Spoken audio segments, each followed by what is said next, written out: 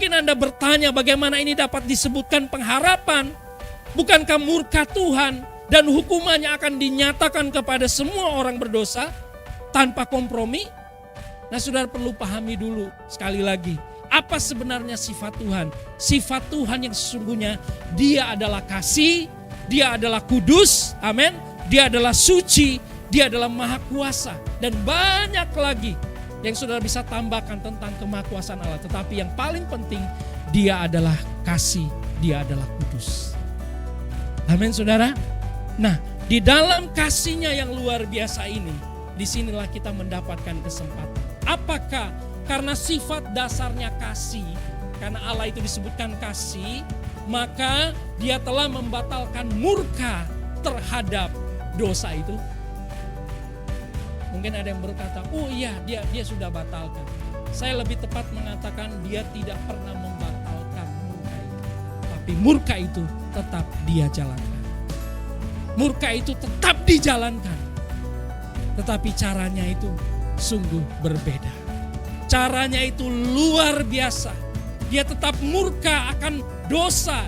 Tetapi hari ini yang kita peringati, murkanya itu tidak ditujukan lagi kepada saudara dan saya yang adalah orang berdosa, tetapi ditujukan pada satu pribadi, yaitu anaknya sendiri, Yesus Kristus.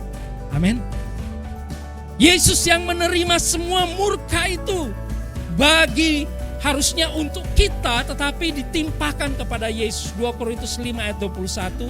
Ayat ini juga kita sudah pernah baca beberapa kali. 2 Korintus 5 ayat 21 dikatakan, Dia yang tidak mengenal dosa, Dia itu Yesus. Amin saudara. Telah dibuatnya menjadi dosa karena kita, supaya di dalam Dia kita dibenarkan oleh Allah. Jadi pertanyaan tadi, apakah Tuhan membatalkan? Tidak, tapi dalam kasih-Nya itu Dia menyelesaikan dosa manusia dengan cara menyatakan keadilan melalui anaknya Yesus Kristus.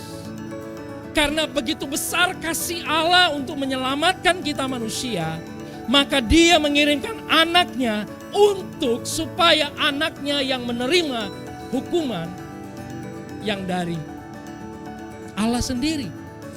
Hukuman itu untuk kita, tetapi Yesus yang dijadikan berdosa. Dia enggak berdosa, Yesus enggak berdosa. Katakan, Yesus tidak berdosa.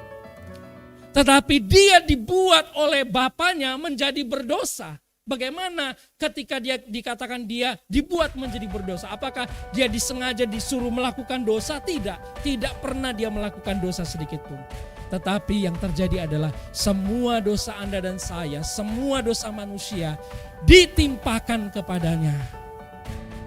Dan ketika ada dosa di dalam dirinya, di dalam tubuhnya Yesus, disitulah Allah menghakimi dosa melalui tubuh Yesus. Jadi saudara bisa melihat di mana hadirnya kasih Allah yang ingin manusia diselamatkan. Tapi pada saat yang bersama Allah juga harus konsisten dengan sifatnya. Konsisten dengan firman-Nya bahwa Dia tidak bisa kompromi dengan dosa. Dan cara untuk Dia menghilangkan dosa, menghapuskan kuasa dosa dalam manusia, mesti ada yang dihukum. Dan kenapa Yesus? Karena Yesus menjadi manusia, maka Yesus bisa menerima hukuman dosa itu. Yesus menjadi manusia loh saudara. Menjadi manusia 100%.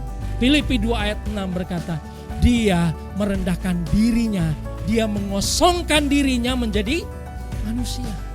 Kalau Dia nggak menjadi manusia, Dia nggak bisa menerima hukuman itu. Dia menjadi manusia. Di situ saya mendapat pengertian bahwa Tuhan sedang memperlihatkan kepada kita. Ketika Dia menerima hukuman itu, Dia merasakan bahkan sedetail sakit yang luar biasa dialami.